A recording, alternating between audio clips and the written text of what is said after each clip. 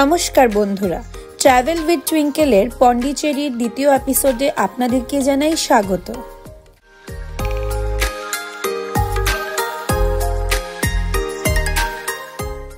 আজকের নতুন ব্লগে আমাদের গন্তব্য হলো পন্ডিচেরির সুবিখ্যাত অরবিন্দ আশ্রম, মনকুলা বিনয়গড় মন্দির ও বেদাপরিশ্বর মন্দির।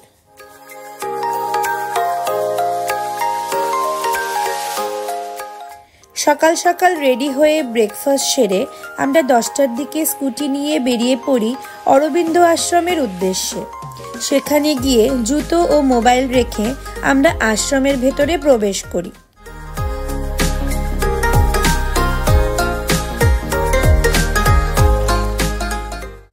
শ্রী অরবিন্দ আশ্রম একটি আধ্যাত্মিক সম্প্রদায় যা পুদুচেরির ভারতীয় ভূখণ্ডের পন্ডিচেরিতে অবস্থিত।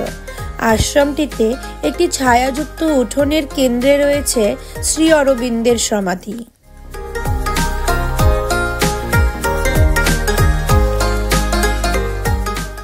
দর্শনার্থীদের প্রবেশের সময় সকাল 8টা থেকে 12টা ও তারপর আবার দুপুর 2টো থেকে সন্ধ্যা 6টা পর্যন্ত।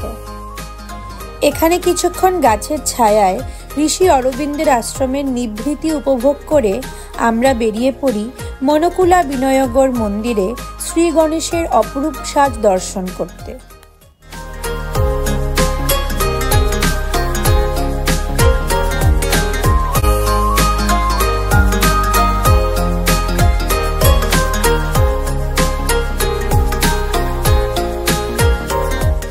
মনকুলা বিনয়গড় মন্দির হল ভারতের পুদুচেরি অঞ্চলের হিন্দু মন্দির।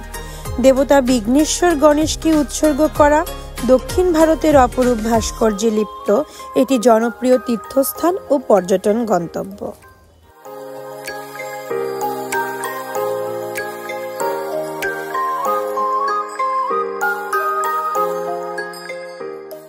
আমরা এই মন্দিরে বিঘ্নেশ্বরের মনোমুগ্ধকর পরিক্রমা দেখতে পাই, যেখানে শ্রী গণেশকে রথে বসিয়ে গর্ভগৃহের চারিপাশে পরিক্রমা করানো হয়।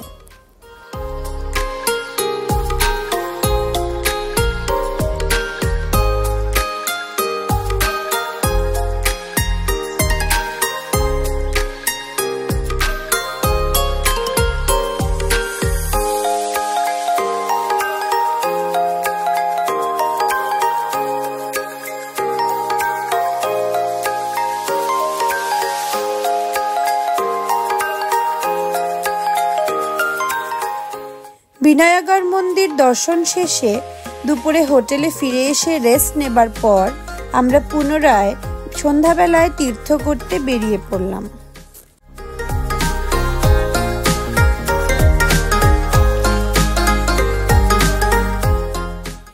এবার আমরা পৌঁছে গেলাম বেদাপরিশ্বর ত্রিপুর সুন্দরী মন্দিরে। সেখানে মন্দিরের বাইরে থেকে ফুল, বেলপাতা ও প্রসাদ আদি নিয়ে আমরা বাবা ভোলেনাথের পুজো দিতে গেলাম।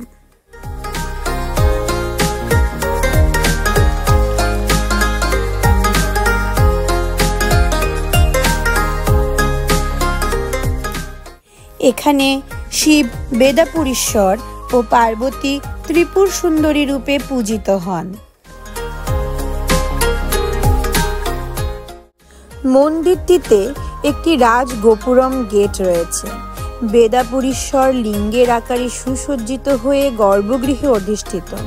বিশাল নন্দীর মূর্তি তার মন্দিরের মুখোমুখি। গর্ভগৃহের চারিপাশে রয়েছে অনেক মন্দির।